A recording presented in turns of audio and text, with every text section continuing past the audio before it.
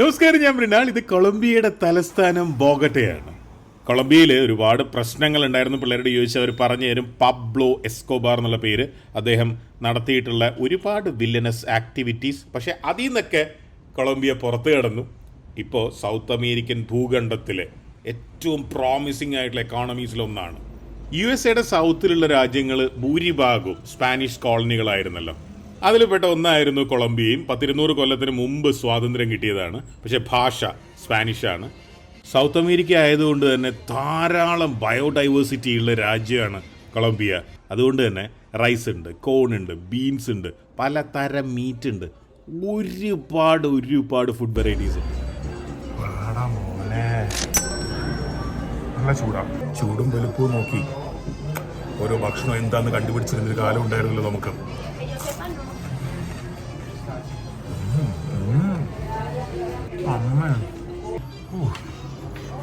ഇവരുടെ നോക്കാം, അവൻ എന്താന്ന് പോലും എനിക്കറിയില്ല. ഫുഡിന്റെ കാര്യത്തിൽ ലോകത്തിലെ ഏറ്റവും വലിയ എക്സ്പേർട്ട് ഞാനായതുകൊണ്ട് എന്തിലും മുക്കിയാലും ഞാൻ ഓക്കെ ആയിരിക്കുമല്ലോ. അള്ളാ കാക്കണേ. ബേസിക് തക്കാളി ഡിപ്പാണ്. എംപനാഡാന്ന് പറയുന്നു, ഓർഡർ ചെയ്യുന്നു. ഏത് മീറ്റാന്നോ എന്താന്നോ ഒന്നും ചോദിക്കാതെ ഒരു സാധനം കൊടുത്തിരുന്നു. വെജിറ്റേറിയൻസിന്റെ കാര്യം പോക്ക. ഓവറായോ എന്തോ. എന്റെ സാധനം ഓവറായാലേ നമ്മൾ ശ്രദ്ധിക്കൂ. ഇതിനുള്ള മീറ്റ് അല്ല കാര്യം. മീറ്റ് ഈസ് നൈസ്, പക്ഷെ ക്രസ്റ്റില്ലേ കറുമുറുസാന. നമ്മുടെ നാട്ടിലെ മീറ്റ് സ്റ്റഫ് ചെയ്തുകൊണ്ട് എന്തുകൊണ്ട് ഇങ്ങനത്തെ ഫുഡ് ഉണ്ടായിക്കൂടാ? ആൾക്കാർ പുല്ലുപോലെ ഷാഡോടെ കഴിക്കൂലേ?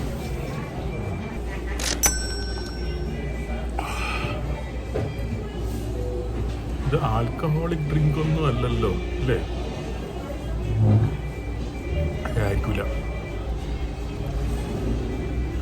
ലെമണേഡാ.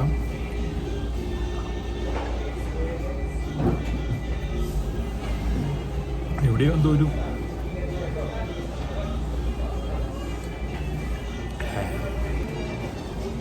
ആയിരിക്കൂല. ആണോ? ഉത്തരേന്ത്യയിൽ പോയാലും ഉള്ളിയെ കൊണ്ടുവെക്കുന്ന പോലെയാണ് ഇവിടെ അവോക്കാഡോ കൊണ്ടുവെക്കുക. ഒരു കഷ്ണം അവോക്കാഡോ വെറുതെ ഇരിക്കട്ടെ. ഇത് നമ്മളെ ഏത്തക്കയല്ലടോ, ഇത് സോസേജ്, ഇത് മുട്ട. ഇവനെന്താ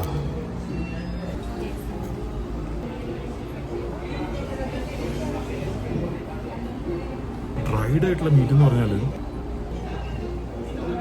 ചാക്കുമ്പോൾ എൻ്റെ വായിൽ വെള്ളം മുഴുവൻ അത് വലിച്ചെടുത്തു. ഓക്കെ, ബീനൊന്ന് തുടങ്ങാം അല്ലേ? അതല്ലേ ഞാൻ നീ പന്യായാലും ഇവിടുന്ന് തുടങ്ങാം.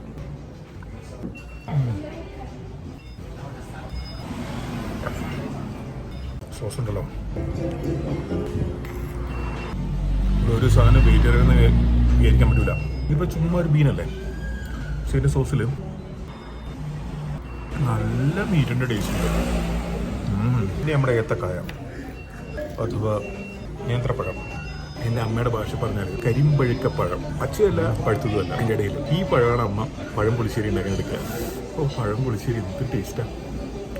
ഈ ഒരു പഴത്തിൻ്റെ ആ ഒരു മധുരവും ഒരു ചെറിയ പുളി, കാന്താരി മുളകിൻ്റെ ആ ഒരു എരിവും കൂടി ആകുമ്പോഴല്ലോ. കരിമ്പഴുക്കപ്പഴം വിത്ത് ഇത് സോസ്. ഈ പഴവും ബീനും തമ്മിൽ നല്ല കോമ്പിനേഷൻ കേട്ടോ. ഏത് സോസേജ് ആണോ എന്തോ, ഒരു പൊടിക്കടങ്ങോ.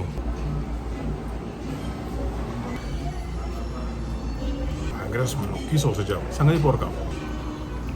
ഇത് എടുത്തപ്പോഴേ വേറൊരു സാധനം കണ്ടേ. ഇതൊക്കെ ആരാ, എവിടുന്ന്? ഞാനിവിടെ ആരോട് ചോദിക്കുക? എല്ലാവർക്കും സ്പാനിഷ് മാത്രമേ ഉള്ളൂ. എനിക്കൊന്നും സ്പാനിഷ് ഒന്നും അറിയില്ല. ഞാൻ എന്തെങ്കിലും പറഞ്ഞു കഴിഞ്ഞാൽ അവർ തെറ്റിദ്ധരിക്കും. അവരെന്തെങ്കിലും പറഞ്ഞു കഴിഞ്ഞാൽ ഞാനും തെറ്റിദ്ധരിക്കും. ഇവിടേക്ക് വരുന്നൊരു ടൂറിസ്റ്റിന് ഇത് കൊടുത്തു കഴിഞ്ഞാൽ അയാളുടെ കാര്യത്തിൽ ഇൻസ്റ്റൻ്റ് ആയിട്ടൊരു തീരുമാനം ഉണ്ടാവും. ഒരു കഷ്ണം പഴവും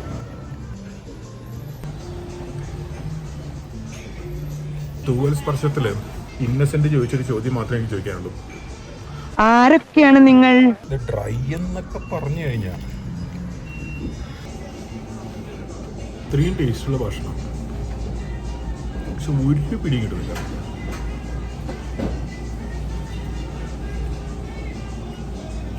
ഒരാളോട് ചോദിക്കാനും അറിയില്ല, അവർക്ക് പറഞ്ഞുതരാനും അറിയില്ല, ഭാഷ അറിയില്ല. I quit. കുറച്ചുകൂടെ കഴിച്ചിട്ട് കിട്ടിയല്ലേ. ഒരാളിങ്ങോട്ട് തിരിഞ്ഞു നോക്കുന്നില്ല. കാരണം അവർക്കറിയാം ഞാൻ ചോദ്യം ചോദിക്കുന്നു. ഞാൻ ഇതുവരെ ചോദിച്ച ചോദ്യത്തിനൊരു ഉത്തരം തന്നെ അവർക്കറിയാൻ പാടില്ല. I don't blame them. ഞാനായാലും ഓടി രക്ഷപ്പെടുകയുള്ളൂ.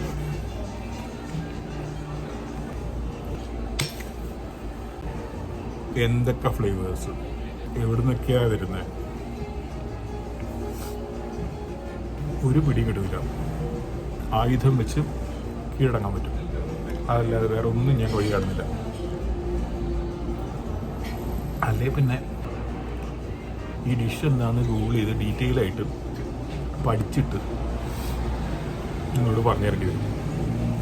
അതിലുമ്പേ നിങ്ങൾ ഗൂഗിൾ ചെയ്യുന്നല്ലേ. ഇത് പോർക്കിൻ്റെ വയറ് ഭാഗമായിരിക്കില്ലേ, അപ്പം ഇത് ഫാറ്റ് ആയിരിക്കില്ലേ? അങ്ങനെയാണെങ്കിൽ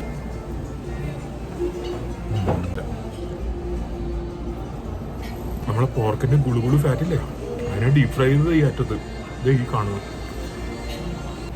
ഇത് നീറ്റാ താഴോട്ട് തൂങ്ങിക്കുന്നത്.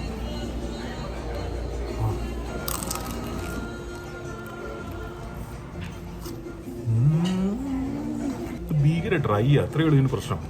കുഴപ്പമില്ല, ഇതുണ്ടല്ലോ